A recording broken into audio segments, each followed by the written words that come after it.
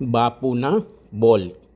નમસ્કાર શ્રોતા મિત્રો, આપ સૌ જાણો છો તે મુજબ આ શ્રેણી હેઠળ આપણે પૂજ્ય મહાત્મા ગાંધીજીના લખાણો, નિવેદનો, ભાષણો વગેરે જે રીતે ગ્રંથસ્થ થયેલા છે એ જ્યાં પણ સંગ્રહિત થયેલા છે એ પુસ્તકો છે ગાંધીજીનો અક્ષરદેહ. તો આ ગાંધીજીના અક્ષરદેહના લગભગ આજ સુધીમાં 100 જેટલા પુસ્તકો પ્રસિદ્ધ થયેલા છે, જે ગાંધી કાર્યો સાથે સંકળાયેલા જે સંસ્થાઓ છે એમને બહુ મોટું કામ કરેલું છે. The collected work of Mahatma Gandhi એ શીર્ષક હેઠળ એમણે ગાંધીજીના લખાણો, પત્રો, ભાષણો, નિવેદનો વગેરે બધું એક જગ્યાએ સંગ્રહિત કરી અને એમને પુસ્તક સ્વરૂપે પ્રકાશિત કરેલું છે. એ પુસ્તકમાંથી આપણને જે રીતે યોગ્ય લાગે એ રીતે કોઈકને કોઈક ટૉપિક અહીંયા આપણે એનું પઠન કરીએ અને તે અંગે થોડી ચર્ચા કરીએ છીએ. આ કાર્ય મેં મારા સરકારી સેવાની નિવૃત્તિ બાદ, એટલે કે ઓક્ટોબર 2021માં હું વય નિવૃત્તિથી નિવૃત્ત થયો ત્યાર પછીથી દર મંગળવારે આ શ્રેણી મેં શરૂ કરેલી અને એના 239 હપ્તા મેં દર મંગળવારે પ્રસિદ્ધ કરેલા હતા. પરંતુ એ જે કંઈ મેં આ જે ઓડિયો ક્લિપ તૈયાર કરેલી એ બધી મારા જેને કહેવાય કે મારું જે એક ગ્રુપ છે જેનું મેં બ્રોડકાસ્ટ લિસ્ટ તૈયાર કરેલું અને ત્યાં સુધી આ પહોંચાડતો હતો. પરંતુ પછીથી શ્રોતા મિત્રોના ઘણા બધા પ્રતિભાવો મને એવા મળ્યા કે આને જાહેર માધ્યમમાં પણ જો આપણે રજૂ કરી શકીએ તો એક દસ્તાવેજી માહિતી તરીકે પણ સંગ્રહિત થઈ શકે. એટલે મેં વિચાર્યું અને આ વખતથી, એટલે કે 23મી જૂન 2026થી આ 240માં મણકાને બદલે હવે નવેસરથી શરૂઆત કરી. પ્રથમ મણકામાં ગાંધીજીએ જે એક વિદેશી પત્રકારો, અલબત્ત પત્રકારો નહીં પણ વિદેશથી આવેલા અને યુએસથી એટલે કે અમેરિકાથી આવેલા 2 પ્રતિનિધિઓ સાથે જે વાતચીત કરેલી છે એ બાબત અહીંયા રજૂ કરવી છે. એ જાન્યુઆરી 21, 1926ના રોજ યંગ ઇન્ડિયા નામના વર્તમાનપત્રમાં પ્રસિદ્ધ થયેલી હતી. એટલે એના પહેલાં 1-2 દિવસ પહેલાં જ ગાંધીજી અને આ 2 વિદેશી મહાનુભાવો સાથેનો વાર્તાલાપ છે એ અહીંયા રજૂ કરવો છે, જે આ મુજબ છે. The fellowship of faiths, league of neighbours અને union of east and west એ 3 સંસ્થાઓ તરફથી ગાંધીજીને અમેરિકા આવવાના નિમંત્રણનો ઠરાવ ગાંધીજીને હાથોહાથ આપવા માટે તે સંસ્થાઓના ખાસ પ્રતિનિધિ તરીકે જે અહીંયા વ્યક્તિઓ આવેલા હતા તે હતા મિસિસ લેન્જલોથ અને મિસિસ કેલી. ગયા અઠવાડિયામાં ગાંધીજીને મળ્યા હતા. ગયા અઠવાડિયું એટલે કે જાન્યુઆરીના છેલ્લા વીકમાં, 1926ના જાન્યુઆરીના છેલ્લા વીકમાં. દેખીતી રીતે જ તેઓ જવાબ માટે તૈયાર થઈને આવ્યા હતા, પણ ઠરાવ તો આપવાનો જ હતો. ઠીક અચકાતા મિસિસ કેલીએ કહ્યું, આપ અમેરિકા ન આવો મિસ્ટર ગાંધી, આપને સ્વમુખે જ આપનો સંદેશો સાંભળવો અમને ખૂબ ગમશે. હું જાણું છું કે પૈસો આપને મન કોઈ વાત નથી, પણ હું એટલું કહી શકું કે તમે જો આવો તો અહીંના આપના કામ માટે આપને આર્થિક મદદ અપાવવામાં આપની મુલાકાત અમને મદદરૂપ થઈ શકે. એવા ખાનગી કુટુંબો ત્યાં છે જે આપ ત્યાં રહો તે દરમિયાન આપનું આતિથ્ય કરવા અને આપની સંભાળ રાખવા માટે તૈયાર છે. આવો એક પ્રસ્તાવ લઈને આ બંને વિદેશી મહિલાઓ એટલે કે મિસિસ કેલી અને બીજા હતા મિસિસ લેન્જલોથ. તો આ બંને જે આ પ્રસ્તાવ ગાંધીજી સમક્ષ મૂકેલો તેનો ગાંધીજીએ આ રીતે પ્રત્યુત્તર આપ્યો: હું જાણું છું કે જો હું અમેરિકા આવું તો મને પ્રેમથી નવડાવવામાં આવે, પણ મેં બીજા મિત્રોને સમજાવ્યું છે તેમ મારું અહીંનું કામ પૂરું કર્યા વિના ત્યાં જવાનો વિચાર હું કરી જ ન શકું. મારે મારા જ લોકો વચ્ચે કામ કરતા રહેવું જોઈએ અને મારા એ માર્ગમાંથી વિચલિત ન થવું જોઈએ.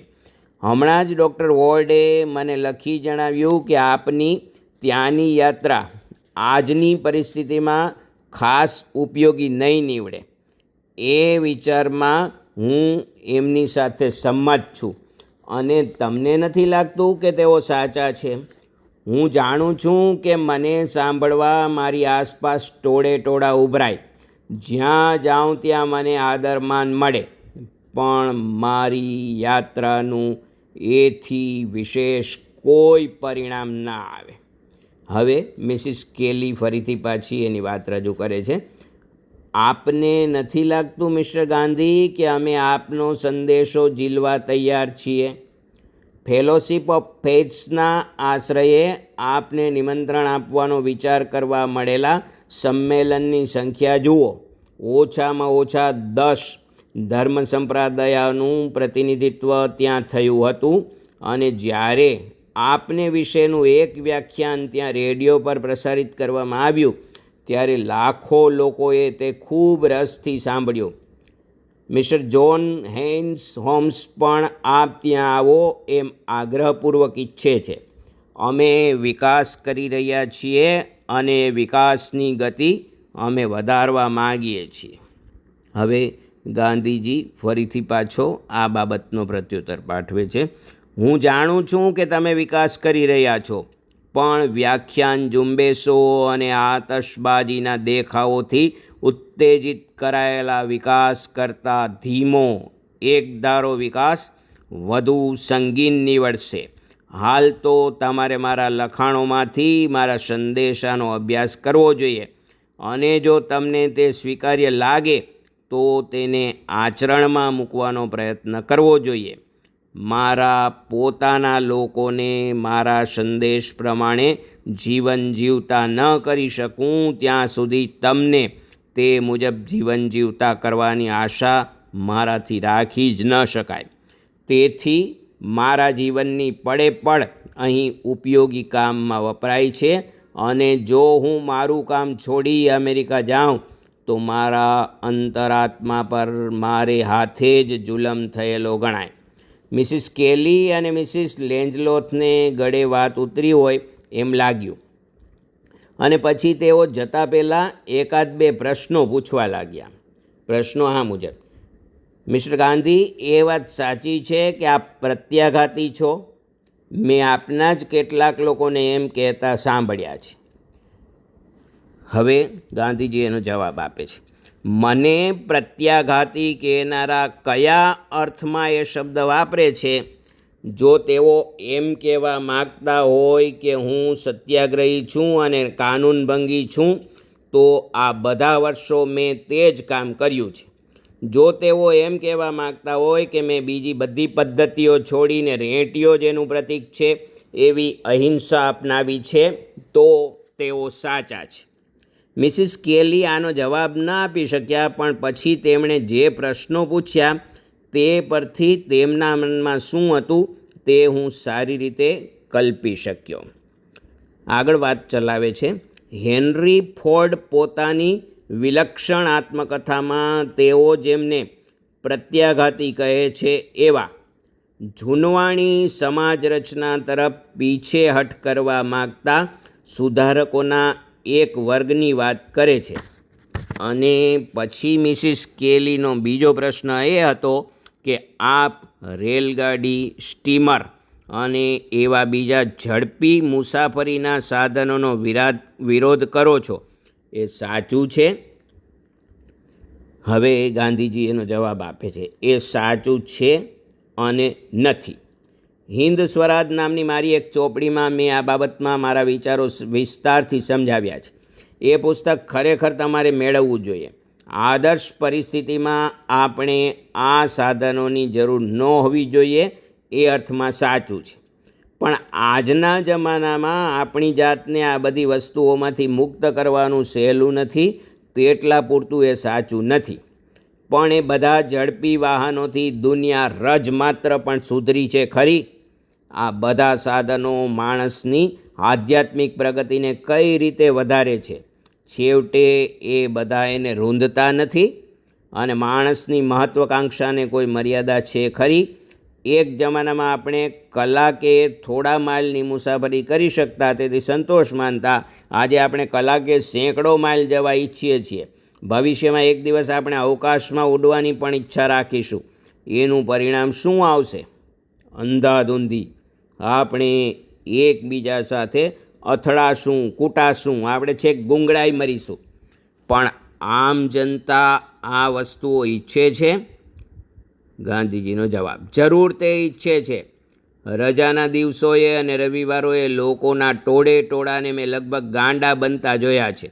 લંડનમાં દરેક વળાંક પર મોટરોની સળંગ લાંબી કતાર એક તદ્દન સામાન્ય દૃશ્ય છે. અને આ બધી ઉપાધિ અને ખતરનાક ઉતાવળ શા માટે? કયા ધ્યેય માટે? હું તમને કહું કે કોઈ આકસ્મિક દુર્ઘટનાને લઈને આ બધા સાધનો નષ્ટ થઈ જાય તો મારી આંખમાંથી આંસુનું એક ટીપું એ ન પડે. હું તો એમ કહું કે એ તોફાન ભલે આવ્યું, આવી સફાઈની જરૂર હતી. પણ ધારો કે તમારે કલકત્તા જવાની જરૂર પડી, તો તમે રેલવે સિવાય બીજી કઈ રીતે ત્યાં જશો? એવો પ્રશ્ન ગાંધીજીને પૂછવામાં આવ્યો. એનો જવાબ ગાંધીજી આ રીતે, અલબત્ત રેલવેથી જ જઈશ, પણ મારે કલકત્તા જવાની જરૂર જ શા માટે પડે? મેં કહ્યું તેમ આદર્શ પરિસ્થિતિમાં મારે આટલા લાંબા અંતર કાપવાના હોય જ નહીં, અને ટૂંકા સમયમાં તો નહીં જ. મારી વાત તમને સમજાવું. આજે બે સૌજન્યશીલ વ્યક્તિઓ અમેરિકાથી એક પ્રેમપૂર્ણ સંદેશો લઈને આવે છે, પણ એ બેની સાથે સાથે બીજા અનેક પ્રકારના 200 હેતુઓ પણ આવે છે. આપણે જાણવું જોઈએ કે તેમાંની મોટી સંખ્યા કદાચ શોષણના બીજા માર્ગો શોધવા જ આવતી હોય. ત્યારે ઝડપી વાહન વ્યવહારનો હિન્દને આવો ફાયદો છે. હવે મિસિસ કેલીએ વાત કરી, સમજી. પણ હવે આપણે આદર્શ પરિસ્થિતિ તરફ પાછા કેવી રીતે જઈ શકીએ? ગાંધીજીએ જવાબ આપ્યો, સરળતાથી તો નહીં જ. અત્યારે તો આપણે ભયંકર ઝડપે જતી એક્સપ્રેસ ગાડીમાં બેઠા છીએ, તેમાંથી આપણે એકદમ કૂદીને બહાર આવી શકીએ એમ નથી.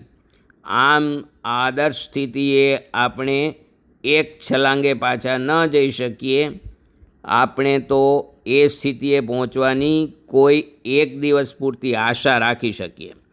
ટૂંકમાં, જો એ ખરેખર પ્રત્યાઘાતી વલણ જ હતું, તો એનો અર્થ વ્યવહારુ બુદ્ધિ તરફ પાછા વળવાનો એવો અર્થ હતો, અને એનો અર્થ વ્યવહારુ બુદ્ધિને હાલના અસ્વાભાવિક ક્રમથી ભિન્ન એવા સ્વાભાવિક ક્રમ પર પાછા લાવવાનો હતો.